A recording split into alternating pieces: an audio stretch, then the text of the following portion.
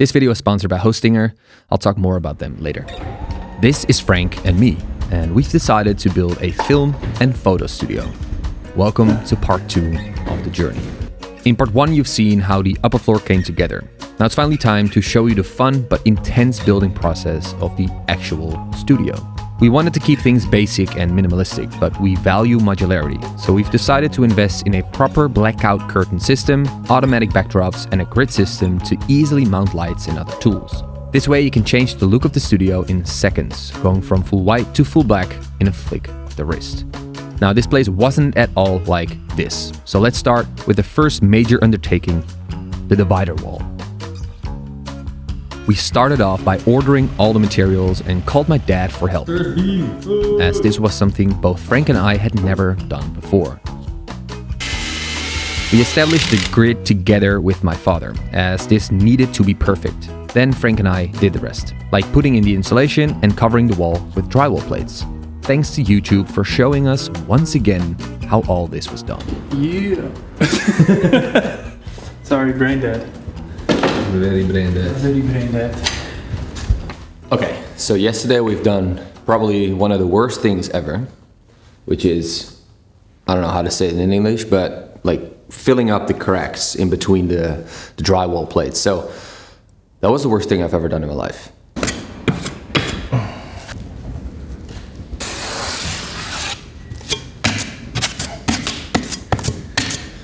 I'm veel meer opgaan. Today it's dry, so we're going to sand it and then hopefully paint it over and, you know, get a nice result. So, I'm so done with this.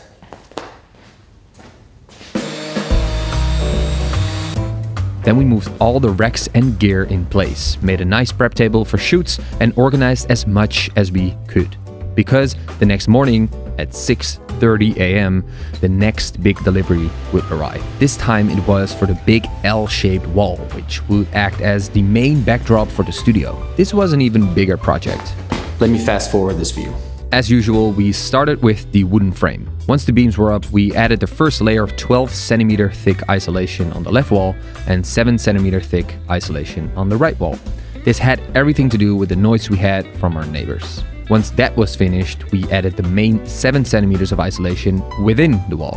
And then, of course, we covered it with drywall plates. I'm going to do the last little bits of the insulation, and then we are going to put the plates against the wall. So that kind of marks the end of this project, which is nice because it needs to be done in, I think, a week and a half.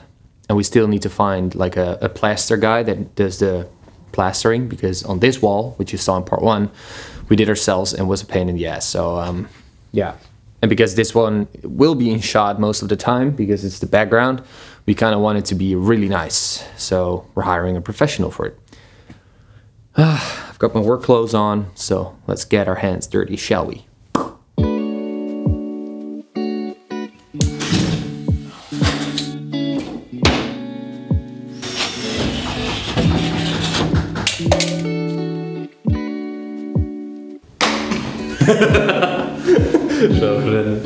Okay, let's talk about something completely different. If you're creating a new creative business, you probably need a website.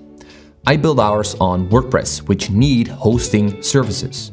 Hostinger reached out and asked me if I was interested in trying theirs. They feature a lot of amazing features such as free domain, free SSL certificates, unlimited bandwidth, 24/7 support, which is extremely handy if you're not a web wizard like me. Setting up a website is extremely simple. Just go to hostinger.com, scroll down, click on claim deal, add to cart, and then fill out everything they ask from you. And then the most important one is scroll down until you see have a coupon code, type in ShootOS, hit enter, and it saves you a nice 10% on your purchase. Hit pay, and Hostinger will set up your account in seconds, and you'll be on your way in no time. Thanks Hostinger for supporting this channel, and let's get back to the heavy labor. We're back. So we're finishing up the wall behind us. We're painting it first with a primer, then with a normal paint, and then in 2 days, on Monday the 13th, the guys come over to fix the grid and the curtains, or the drapes. So that's an exciting day, so we're both very excited for that. But first, some more work to be done. So I'll better change. Ready?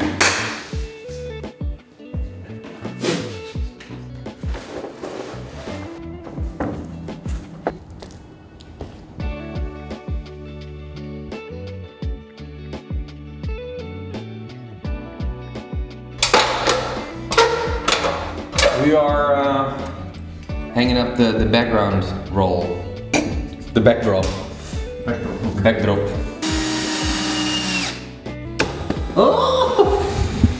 Now that's sexy. Now with all the heavy work finished, we were ready for the big day.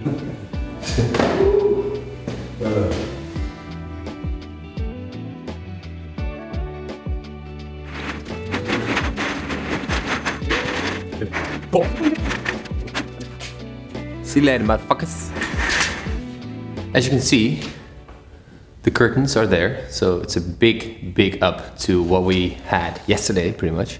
But there's one thing that we still need to do, and that is fixing the electrician. Right now, there's no boxes on the ceiling. Well, if you are mounting lights to the grid, you don't want your cables dangling down. So I'm going to transform all the plugs that we have and put them across the ceiling and add the boxes, so you can just plug them in and it's very clean and tidy. So that's what we're doing today. Let's get working.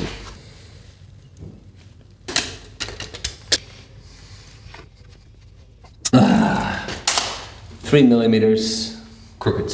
Huh. So what are we doing today? We are making a small kitchenette. Kitchenette, yeah, I think so. Yep. With coffee and tea. So we don't have to go upstairs all the time. It's gonna be... Hey. Shine. It's Wes back. No, Wes back. And this... the crane. the crane. Nice. Somewhere here. As mentioned in the beginning of this video, we wanted to keep the studio minimalistic yet functional. Therefore, we decided to make this nice little coffee corner and add even more plugs to the wall, but now connected to a different group for extra safety. Works, no? Works. Not the most pretty, but works. It's behind the racks anyway, so nobody's gonna see it. Then it was time to empty the entire studio yet again. Because the next day, the floor guy came in, which resembled kind of the last major undertaking of the studio.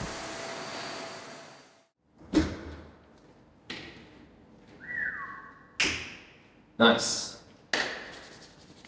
All right, so as you can see, we've done some stuff to the floor. Well, I might move a little closer because it's very echoey. We had the floor done, which is the last major part of the studio build, because the floor looked like crap. There was paint all over, I don't know, cement, you know, what happens when you're building stuff, especially if you're not a professional like us, you drop stuff and it leaves marks. So we had the floor done. It's basically an epoxy resin, which protects the floor, but it also makes sure that once you drop something like water or stuff, it doesn't suck into the concrete floor. You can just wipe it away, and it's very nice. The downside, however, is that it's very bad for acoustics. So once we're doing some audio recording here, we'll probably put down a carpet or a rug or something. But for now, it's kind of done. I've been looking forward to this day for a long time, so let's do this.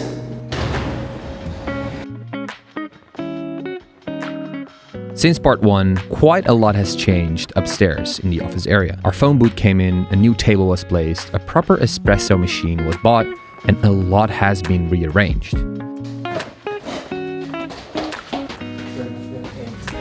We can finally call this place our office.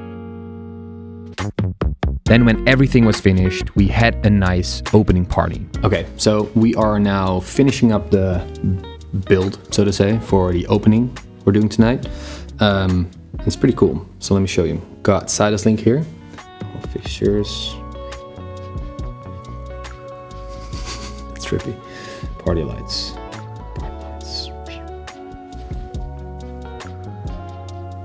That's sick. I'll be recording some stuff tonight, so you can see how it goes, because this is the end of the whole studio build. Very stoked. Yeah.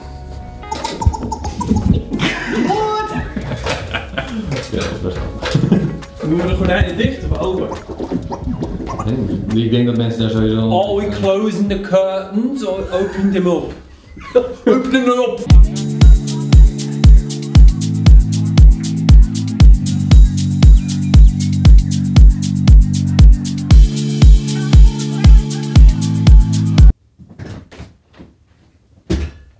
A lot of people showed up and showed interest in the studio that we built, which was amazing. And this day also resembled the end of this whole building process.